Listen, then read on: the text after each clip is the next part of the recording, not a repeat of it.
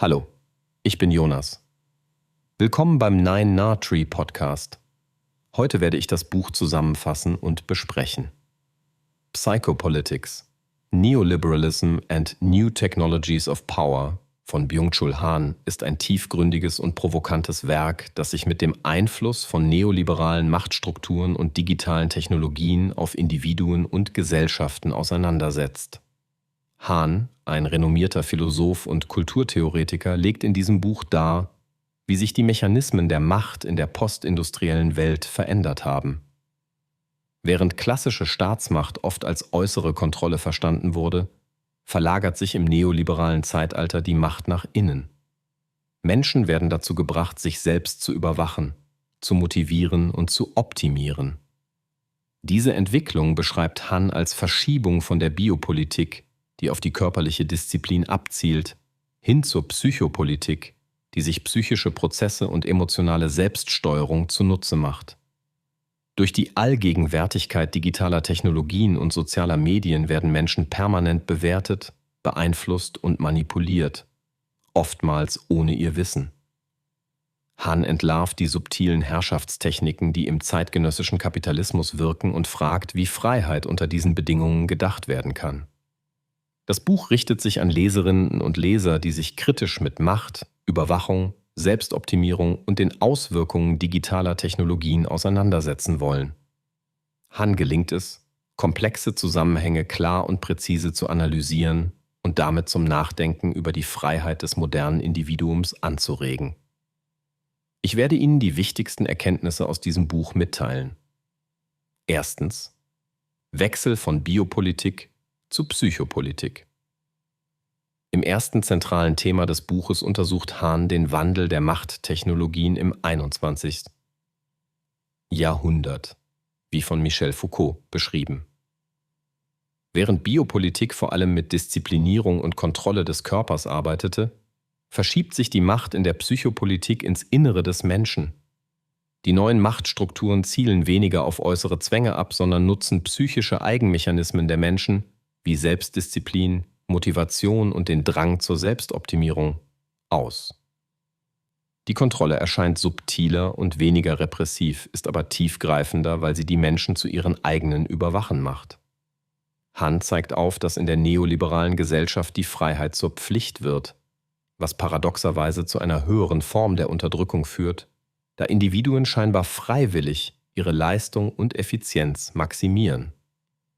Dies führt zu einer neuen Art des Gehorsams, in der Menschen sich selbst instrumentalisieren und gleichzeitig zunehmend erschöpfen. Zweitens: Die Rolle digitaler Technologien und sozialer Medien. Han analysiert in diesem Abschnitt, wie digitale Technologien und Social Media als Werkzeuge der Psychopolitik wirken. Sie machen das Subjekt transparent und vermessen es auf beispiellose Weise. Likes, Kommentare und Bewertungen fördern einen ständigen Wettbewerb, Selbstvergleich und die Illusion des Selbstmanagements. Der Einzelne wird permanent bewertet und fühlt sich eingeladen, sich ständig zu verbessern und zu präsentieren. Algorithmen und Big Data steuern unbemerkt Präferenzen, Konsum und politische Entscheidungen. Diese Technologien ermöglichen eine tiefgreifende Steuerung von Verhalten und Gedanken. Han kritisiert, dass die digitale Transparenz Freiheit und Privatsphäre untergräbt und zum Gefängnis wird. Die scheinbare Autonomie in digitalen Räumen ist eine neue Form der Überwachung, die subtil und selbstverantwortet ist. Drittens: Selbstoptimierung und Leistungsgesellschaft. Ein zentrales Thema bildet Hans Kritik an der Selbstoptimierungsideologie im Neoliberalismus. Die Vorstellung, dass jeder Mensch seines eigenen Glückes Schmied ist und durch stetige Verbesserung erfolgreich wird, führt zu Selbstvermarktung und Selbstbewertung. Arbeit und Privatleben verschmelzen, sodass sogar Freizeit und Kreativität ökonomischen Prinzipien untergeordnet werden. Dieses Paradigma der Leistung entfremdet den Einzelnen zunehmend von sich selbst und führt oft zu Erschöpfungssymptomen wie Depression und Burnout, die Han als charakteristisch für die heutige Zeit beschreibt. Die ständige Beobachtung durch die Gesellschaft verstärkt den Druck zur Eigenoptimierung. Han argumentiert, dass diese Entwicklung die soziale Solidarität schwächt und eine Gesellschaft des Wettbewerbs und der Isolation erschafft. Viertens, Machtverhältnisse und Freiheit. In diesem Kapitel stellt Hahn seine philosophische Überlegung zur Freiheit dar. Während die neoliberale Ideologie scheinbar auf Freiheit und Eigenverantwortung setzt, verwandelt sie diese Prinzipien in Instrumente der Kontrolle. Die Menschen werden nicht mehr von außen gezwungen, sondern übernehmen die Disziplinierung selbst. Hahn zeigt, dass diese neue Form der Macht schwerer zu erkennen und zu widerstehen ist, da sie als Expression von Freiheit erlebt wird. Die Frage, was echte Freiheit in einer verwertungsorientierten Gesellschaft ist, steht im Mittelpunkt. Hahn plädiert dafür, alte Vorstellungen von Widerstand zu hinterfragen und neue Wege zu finden, um aus dem Kreislauf von Selbstoptimierung und Selbstkontrolle auszubrechen. Freiheit bedeutet für Hahn, auch Möglichkeiten zur Untätigkeit, zur Langeweile und zum Nichtleisten zu erhalten. Schließlich Kritik am Neoliberalismus und Alternativen. Abschließend nimmt Hahn eine grundlegende Kritik am Neoliberalismus mit seinen neoliberalen Dogmen wie Effizienz, Eigenverantwortung und Selbstmanagement vor.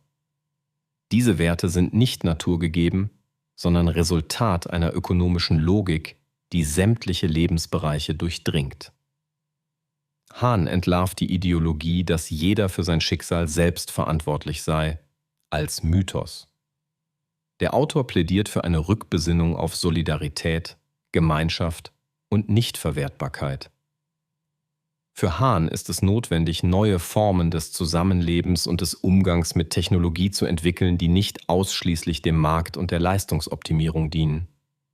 Die Suche nach alternativen Lebensformen und ein kritisches Bewusstsein für Machtstrukturen sieht er als Voraussetzung für mehr individuelle und kollektive Freiheit. Zusammenfassend: Psychopolitics von Byung-Chul Han ist ein essentielles Buch für alle, die unsere Gegenwart kritisch verstehen und neue Perspektiven auf Macht und Freiheit entwickeln möchten. Besonders Menschen, die in digitalen Umgebungen leben und arbeiten, profitieren von diesen Analysen. Ob Studierende, Wissenschaftlerinnen, politische Aktivisten, Führungskräfte, Künstler oder alle, die sich für Philosophie und Gesellschaft interessieren. Das Buch öffnet die Augen für unsichtbare Mechanismen, die unser Denken und Fühlen formen, und ermöglicht dadurch eine tiefere Selbstreflexion. Warum sollte man gerade dieses Buch wählen?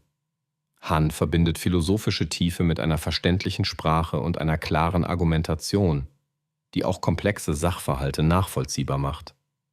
Im Unterschied zu anderen Werken über Neoliberalismus und Digitalisierung legt Hahn den Fokus weniger auf ökonomische Fakten, sondern beleuchtet die psychologischen und existenziellen Folgen für das Individuum. Das Buch vermittelt dadurch nicht nur theoretisches Wissen, sondern ermutigt, eigene Denk- und Handlungsmuster zu hinterfragen und neue Wege zu erkunden. Wer wissen möchte, wie neue Machtverhältnisse im digitalen Kapitalismus funktionieren und wie sie überwunden werden könnten, findet in Hans Buch überraschende Einsichten und wertvolle Impulse. Psychopolitics ist damit ein unverzichtbarer Beitrag zur Debatte über die Zukunft der Freiheit und der Demokratie und ein starkes Plädoyer für kritisches Denken in einer kontrollierten Welt. Wenn Sie unterstützen möchten Byung-Chul Han, können Sie das Buch über den Amazon-Link kaufen, den ich in der Podcast-Beschreibung angegeben habe. Lassen Sie mich nach dem Lesen des Buches wissen, was Sie davon halten, und teilen Sie Ihre Gedanken mit. Bis bald.